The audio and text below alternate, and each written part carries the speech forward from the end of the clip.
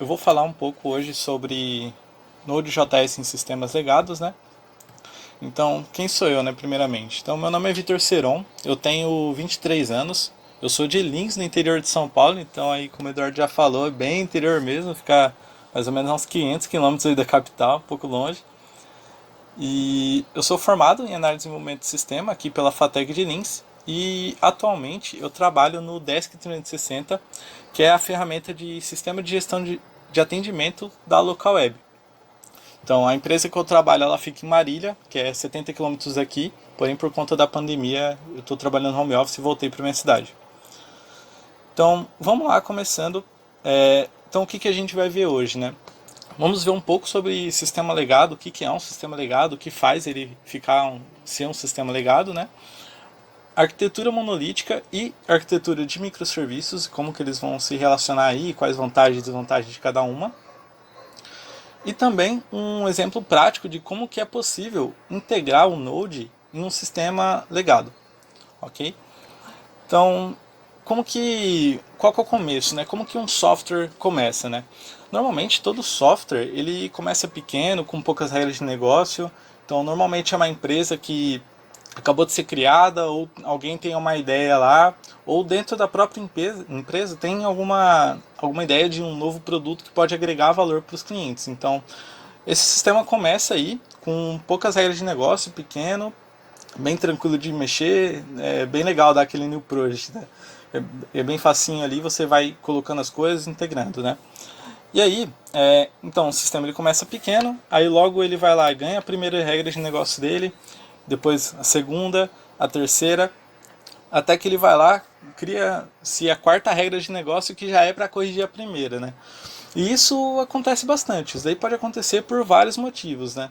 Às vezes determinada funcionalidade a regra 1 aqui, ela não serviu direito para um determinado cliente. É um cliente grande que pode mudar a vida da startup aí nos próximos meses, então você vai lá, tenta adaptar essa regra para outra empresa poder usar, né, algum cliente novo aí que está chegando, ou simplesmente está difícil de usar aquela funcionalidade.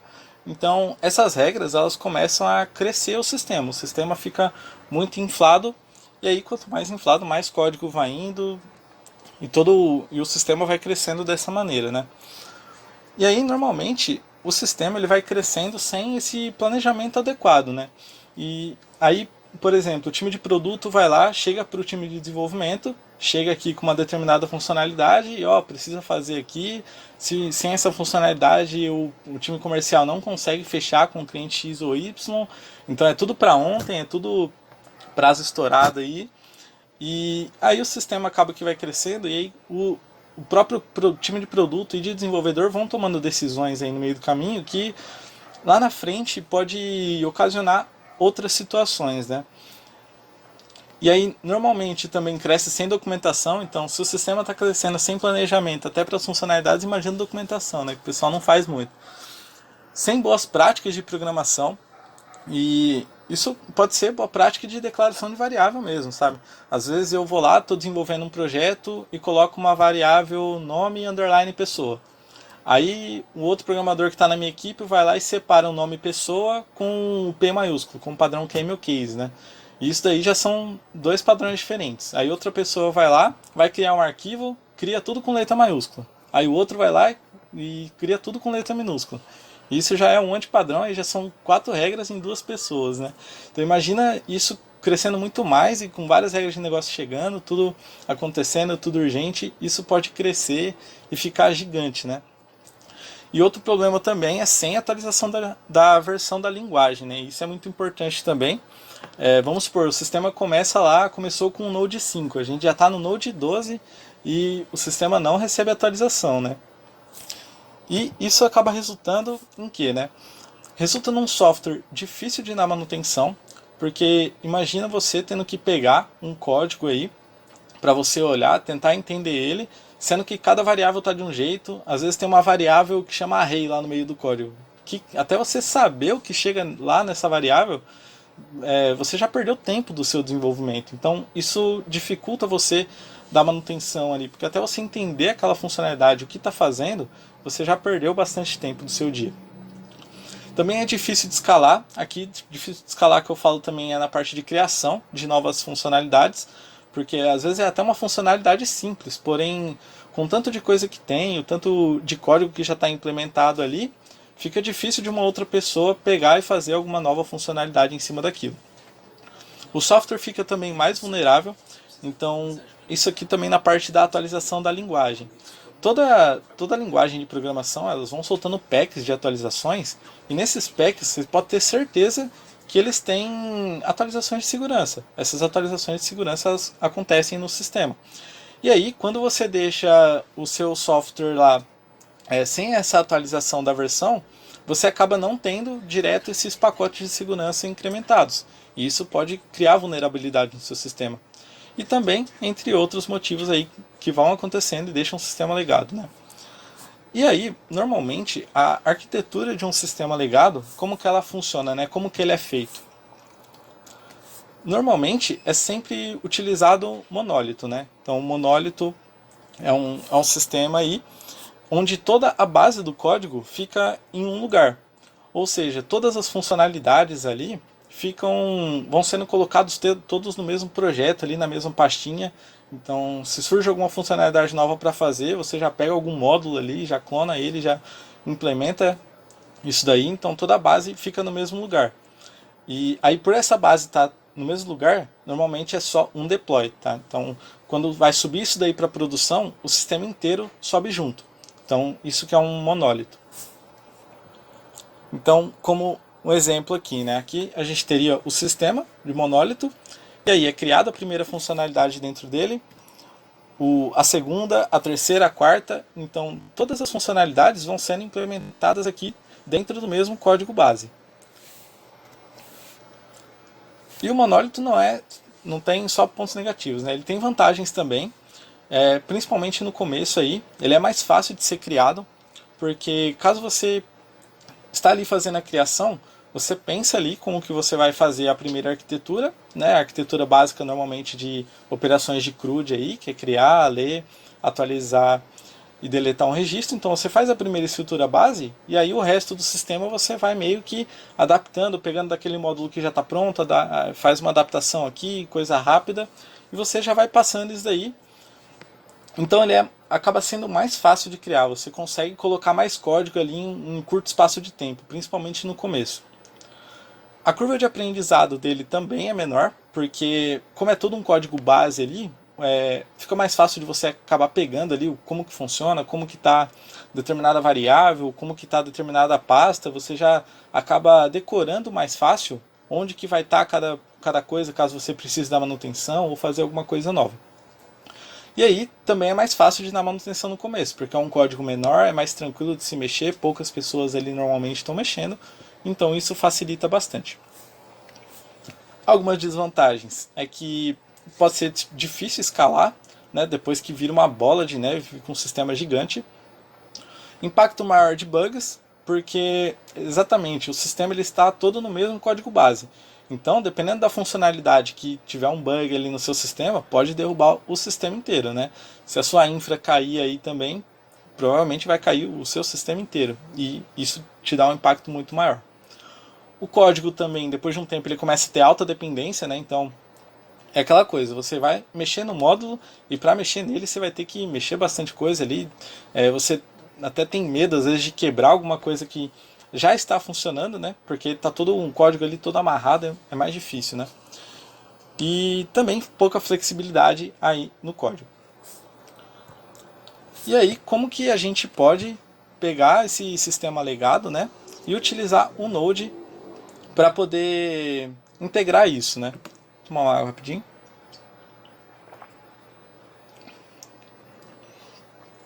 Aí você pode integrar o Node em um sistema legado. Uma das formas é utilizando a arquitetura de microserviços. Então aqui como que ele funciona o microserviço, né? Então o monólito ele estava todo com a base de código aqui. O microserviço não, ele é diferente. Cada serviço basicamente fica todo separado na aplicação. Cada aplicação é um microserviço mesmo, certo? Então todas as funcionalidades elas são interdependentes e elas se relacionam de alguma forma, certo? Então pense numa funcionalidade aqui, essa funcionalidade 1, como uma funcionalidade de produtos, certo? Do seu sistema. Então todas as regras de negócio, tudo que você precisa relacionado aos produtos, vai estar dentro desse microserviço, certo? E aí, caso você precise utilizar essa parte de produtos, o que você faz? Você vai lá, pega esse microserviço, integra ele, você faz a comunicação desse microserviço com outro, por exemplo, um outro microserviço de estoque, né? Você pega e conecta um microserviço no outro. Normalmente essa comunicação é feita em HTTP, né? Mas pode ser feita de outras formas também. E aí você vai conectando esse microserviço nas partes do sistema que você quer utilizar. Então, no caso aqui, a funcionalidade 1, ela está se relacionando com a 2 e com a 4. Ela não está enxergando a 3, ela não precisa saber da 3, certo? Então, caso aconteça qualquer coisa com a funcionalidade 3, você vai lá e mexe só nela. Então, aqui a diferença básica aí do monólito para os microserviços. O monólito é todo a mesma base de código e os microserviços aqui são todos interdependentes, todos separadinhos. E quais são as vantagens, né, de se utilizar microserviço? A vantagem é que cada funcionalidade fica isolada. Então, caso você precise, vamos supor que o time de produto chegou com uma demanda lá para você colocar uma nova funcionalidade na parte de produtos. Você não vai precisar mexer em todos os outros microserviços. Você vai pegar essa regra que foi determinada para você e vai colocar lá só dentro daquele microserviço de produto. E ele já vai funcionar e todo mundo que se conecta com ele já vai respeitar essa regra de negócio. Então fica muito fácil aí para você dar manutenção nessa parte de um módulo, né, de um microserviço. As regras ficam mais claras e pertencem a um único microserviço. Então, quando todas as regras ficam somente em um microserviço, somente ali naquele sistema, fica mais fácil de você saber, olhar e entender o que ele está fazendo, porque está tudo ali. Não corre risco de você mexer em alguma coisa de produtos e quebrar alguma parte de checkout lá do seu sistema, porque toda a regra dos produtos está contida ali naquele microserviço. Então isso fica mais claro para você bater o olho, ver e saber o que está acontecendo. Também facilita a manutenção, caso você pegue um código aí, se você uma issue, né, um requisito aí, alguma coisa para implementar. Você é relacionado a produto, você pega, vai até o microserviço de produto, entende ali onde você vai pôr isso, e você vai lá e coloca, já fica certo. Aumenta também a escalabilidade, o Node é bem mais leve, né? Ele não cria uma thread aí para cada requisição que você tem, então você consegue escalar melhor os seus serviços e também te possibilita diversificar tecnologias. Então, às vezes você tem determinada funcionalidade que você quer utilizar uma tecnologia diferente, que é melhor para resolver determinado problema, você pode utilizar aquela linguagem utilizando microserviço. Ok? Algumas desvantagens dos microserviços é que a implantação pode ser mais custosa e dependendo de como você tiver sua infraestrutura pode ser um pouco mais custosa. A arquitetura é um pouco mais complexa de se entender no começo e também pode-se ter um excesso de requisições aí, porque cada microserviço vai estar se comunicando um com o outro. Então, cada troca de informação é necessário fazer uma requisição entre os microserviços. Então, dependendo das técnicas que você utilizar, pode criar esse excesso de requisições. E aí, como que é possível realizar essa integração ou migração entre essas arquiteturas, né? Então, como que eu posso utilizar um microserviço e implantar ele dentro de um monólito, né? No caso aí de uma migração, o que você pode fazer? Você pode definir quais funcionalidades podem ser isoladas desse monólito, porque, assim, tá tudo dentro do monólito, ok. Só que nem tudo que está lá dentro se conectando com o resto do sistema inteiro. Você consegue isolar isso daí, algumas funcionalidades que não fazem parte aí do core da sua aplicação. Então é necessário definir quais são essas funcionalidades, que elas podem ser isoladas, e aí você cria um microserviço somente para elas. E aí você vai criar o modo de comunicação entre esse microserviço recém-criado e o monólito que é o sistema principal da sua empresa. Então você pega aí e consegue separar dessa forma e fazer a conexão entre os dois sistemas. Então, voltando no exemplo aqui do monólito, né? A gente tem um monólito com 4 funcionalidades aqui, certo? E vamos supor que eu preciso fazer alguma funcionalidade nova que ela não se relacione com a funcionalidade 2, 3 e 4, certo? Ela vai se relacionar somente com a 1 aqui.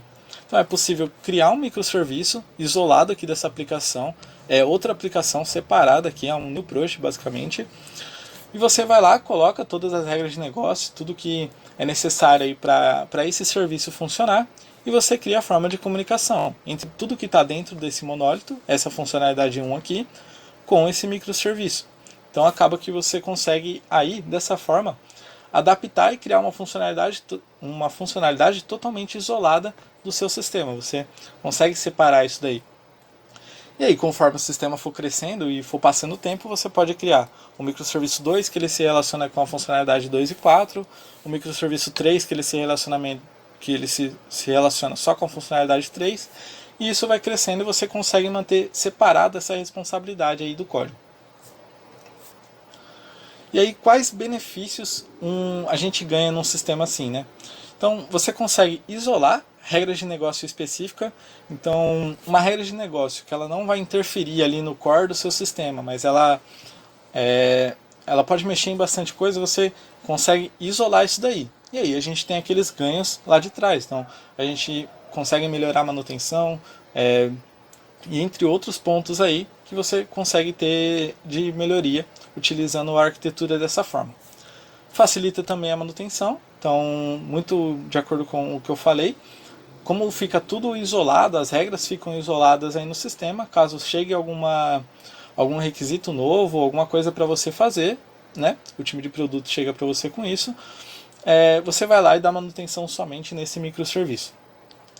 E aí, vamos supor que chegou uma funcionalidade nova para você fazer, alguma feature, e você fez a manutenção, foi lá, olhou tudo que tinha que fazer, fez tudo certinho, integrou aí com o monólito, legal, deu tudo certo. O que você vai fazer? Caso você precise subir isso para produção, você talvez não precise subir o monólito completo para a produção. Você vai lá e sobe só o microserviço que você fez. Então, se você foi lá e atualizou 2 linhas no seu microserviço para dar manutenção nessa parte, você vai lá e sobe somente isso. E aí, normalmente, dependendo de como tiver a arquitetura, os servidores e tudo mais, daí pode estar em produção para o cliente lá utilizar em 10, 15 segundos, isso já vai estar funcionando corretamente. Então essa também é uma grande vantagem aí. Você não precisa subir tudo para a produção, você só sobe o que você alterou ali dentro daquele microserviço. E aí agora um exemplo real aí de como que pode ser utilizado o Node e os microserviços implementando em um sistema principal. Então, no produto que eu trabalho, a gente teve uma demanda que era registrar as alterações do sistema, criar um histórico de logs mesmo, só que seria um registro de histórico aí para o cliente poder ver, ele ter um acesso a uma telinha. Então chegou essa demanda aí para a gente. A gente tem o sistema principal, que a base dele é um monólito, então é o sistema que roda aí a empresa, é o sistema que a gente dá mais manutenção, que funciona certinho, e a gente tem esse sistema aqui. Depois, um tempo atrás, a gente precisou construir um produto novo. A gente teve uma demanda aí que iria facilitar muito para os nossos clientes se tivesse determinado produto novo. A gente foi lá e criou ele. E aí, quando a gente foi criar ele, a gente não utilizou o sistema de monólito. A gente estudou, viu algumas coisas, fez alguns benchmarks e analisamos que, para esse caso, seria melhor utilizar microserviços. Ele é um sistema que não é tão grande quanto o principal, porém ele faz bastante coisa. E aí a gente decidiu que utilizar microserviços, a arquitetura de microserviços e o Node iria melhorar bastante isso aí pra gente. E aí, o que a gente fez? A gente criou esse sistema secundário utilizando microserviços, então cada coisa separada, todas as funcionalidades aí. E nesse microserviço, e nesse sistema separado, quando a gente fez ele, a gente já fez um microserviço de logs, certo? Então, ainda não era uma demanda que estava para cá, era uma demanda que estava nesse produto, e a gente foi lá e criou esse microserviço já com a intenção de servir essas funcionalidades daqui, e ele deu super certo, ele funcionou muito bem esse microserviço. Ele se integrou muito bem com todas as partes do sistema aí, e deu tudo certo, foi bem sucedido. E aí, depois de 3 meses basicamente, a gente teve a demanda de colocar a parte de registro de histórico de alterações aqui no sistema principal. Então, a gente já tinha um microserviço de logs, a gente já tinha isso pronto, já tinha regras de negócio, que já foram pensadas anteriormente para poder salvar esse log aí tudo certinho. E a gente decidiu que não era necessário criar um módulo novo aqui dentro desse sistema principal. A gente poderia incrementar esse microserviço aqui no sistema principal. Então, o que a gente fez, basicamente? Conectamos esse microserviço, com o serviço principal do nosso sistema. E aí, no caso, no nosso serviço principal, aqui no nosso sistema principal, a gente basicamente só precisou criar as telas, porque a visualização ainda era diferente daqui. Então a gente foi lá, criou as telas, e aqui eu mexi em basicamente, se não me engano, foram 3 campos só. E foram campos do banco de dados para fazer um controle um pouquinho diferente do que não tinha aqui. Então eu fui lá, mexi, criei 3 campos novos lá no banco de dados utilizado aqui, e isso já se adaptou perfeitamente ao monólito. Deu tudo certo, funcionou muito bem. E qual que foi o resultado disso, né? Isso foi muito fácil de se implementar, porque já estava pronto, já tinha regras de negócio que já foram pensadas para esse caso. Então não precisou, nem o time de produto não precisou pensar de novo em regras de negócio, em quando que ia salvar o histórico, quando não ia, como que vai salvar e tudo mais. Porque a gente já tinha pensado nisso uma vez, já estava pronto, já estava estruturado, essa base de código do microserviço de log já estava pronto. Isso reduziu muito o tempo de implementação. E aí, as regras de negócio também, elas ficaram todas em um lugar só. Eu precisei acrescentar 3 campos lá, beleza, ele já foi acrescentado e ficou tudo ali no microserviço de log. Eu mexi em muito pouca coisa para fazer isso funcionar. E aí, mesmo que eu tivesse mexido bastante, eu iria mexer só nesse microserviço. Então a regra de negócio estaria toda ali isolada, estaria em um lugar só. E também, isso com certeza, esse serviço de logs vai ser implementado em outros sistemas. Porque a gente tem ideia já de criar alguns outros produtos com base nos usos dos nossos clientes, e a gente com certeza vai implementar, porque ele já está pronto, já está muito mais fácil de pegar o que a gente já tem e colocar aí em outro sistema, seja microserviço, seja monólito, ele já está pronto, a gente vai pegar ele de um lugar, integrar com outro, talvez colocar mais alguns campos, adicionar mais uma ou duas regras de negócio, mas ele já está funcionando muito bem. E qual que é a conclusão que a gente pode tirar da apresentação como um todo, né? Primeiro, o não planejamento do crescimento de um software pode deixar ele legado, porque o crescimento, o sistema ele vai crescer, ele vai ganhar escala, e regras de negócio vão ser incrementadas, uma pode sobrescrever a outra, e caso isso não seja bem planejado, bem feitinho, isso vai acabar tendo um impacto negativo mais para frente. O código pode se tornar um horror de se ver e de se mexer, fica muito complicado. Softwares legados, eles são muito ruins para se trabalhar, então, como eu falei, como o sistema cresce demais, as regras de negócio vão sendo amontoadas ali, né, fica muito difícil de se entender o que esse código está fazendo e de se trabalhar com ele. Porque às vezes, como eu falei, você pode até pegar alguma funcionalidade simples para fazer, só que você vai ter que mexer em tanto código e adaptar tanta coisa que fica ruim de se trabalhar, parece que o dia não foi produtivo. Você chega lá no fim do dia e parece que você não fez nada, mas essa produtividade é natural ela cair com o sistema dessa maneira, porque você não consegue colocar ali todas as regras que você já pensou em prática, às vezes acaba interferindo em alguma outra coisa que você mexeu, aí você tem que voltar, tem que refazer, e isso acaba te dando muita dor de cabeça, é muito mais difícil para se trabalhar. E a última conclusão aqui é que o Node.js ele é muito bom para muita coisa, e inclusive utilizar com microserviços. É muito fácil você pegar aí um microserviço em Node, criar um microserviço em Node e adicionar ele a um outro sistema. E você consegue ganhar mais escalabilidade, é mais fácil de fazer ali, é mais fácil de integrar e muitos outros benefícios. Beleza, gente? É isso. Então, muito obrigado. Eu posto coisas aí, eu tenho um projeto agora que é o Programando Soluções, eu tenho um canal no YouTube, um Instagram e um blog também. No Instagram eu coloco conteúdo todo dia, no YouTube eu coloco vídeo de terça e sexta, e junto com o vídeo eu solto um artigo também. E caso vocês queiram, pode me adicionar no LinkedIn aí, @VitorSeron. Vou deixar o link aí depois no chat. Fechou? E é isso.